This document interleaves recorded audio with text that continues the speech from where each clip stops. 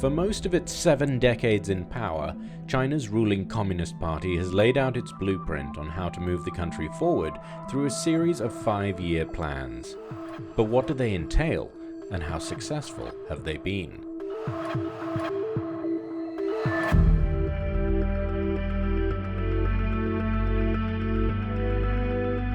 These plans are the backbone of China's development strategy. The first one, drafted in the early 1950s, was modeled after the Soviet Union's economic development plan and included personal advice from Soviet leader Joseph Stalin himself. At the time, the Communist Party had been in power for only a few years, and China was just emerging from the Korean War. With Soviet expertise and investment, the party made increasing China's industrial capacity its main priority under its first 5-year plan. Between 1953 and 1957, China embarked on nearly 700 industrial projects. It launched the first Chinese-made car, the nation's first homemade fighter jet, and completed a monumental engineering project, the double-decker Wuhan-Yangtze Great Bridge.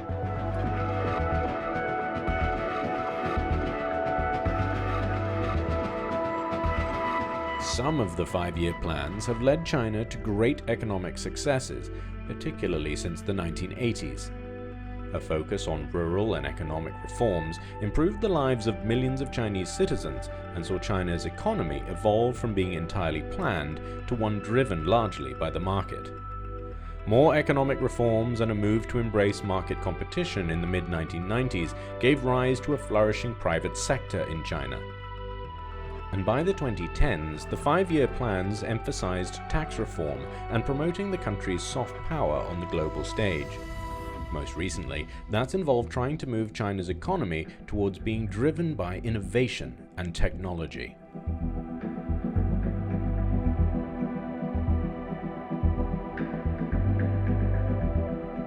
But sometimes the 5-year plans didn't always produce the right results. China's leaders were so focused on industrialization in their first 5-year plan that agricultural production was not able to keep up with industrial output. Chinese leader Mao Zedong's Great Leap Forward, launched in 1958, saw millions of farmers move into factories. That shift, coupled with natural disasters and officials who vastly overstated how much grain was available, resulted in the Great Famine, a period where tens of millions of people starved to death. At the same time, China's relations with the Soviet Union soured. Soviet leader Nikita Khrushchev stopped all economic agreements with China. He pulled out all Soviet experts who were working in the country, a deal that dealt a heavy blow to China's fragile economy.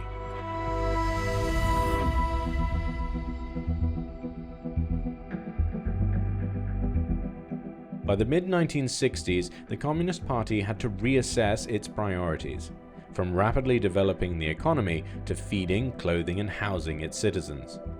That 5-year plan also set out goals for diversifying the military and moving heavy industries into China's inland provinces, but it was thrown off by the decade-long Cultural Revolution.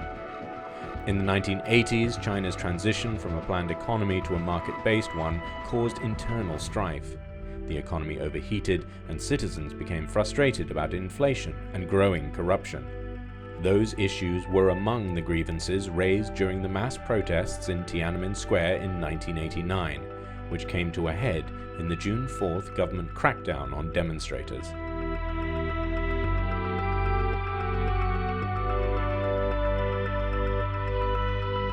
China's decades-long focus on rapid economic growth has had consequences for the environment and has led to strict policies on population control and a widening wealth gap that the party only started addressing as a priority in the last 20 years. China hasn't consistently followed 5-year plans since the first one was introduced in 1953.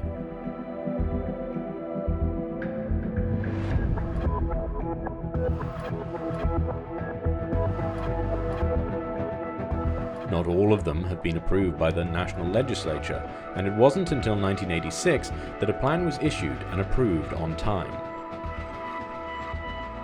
The final throes of a very important deal. Former US President Donald Trump made it tricky for China's leaders to follow their plan for 2016 to 2020, after his accusations of unfair commercial practices and intellectual property theft sparked the US-China trade war. The COVID-19 pandemic also delivered supply and demand shocks to the world economy. Those are factors that today's Communist Party leaders are taking into consideration for their next 5-year plan. But if history serves as an example, the goals they will put forward will be tailored to the times and aimed at improving the lives of Chinese citizens, maintaining stability, and keeping the party in power.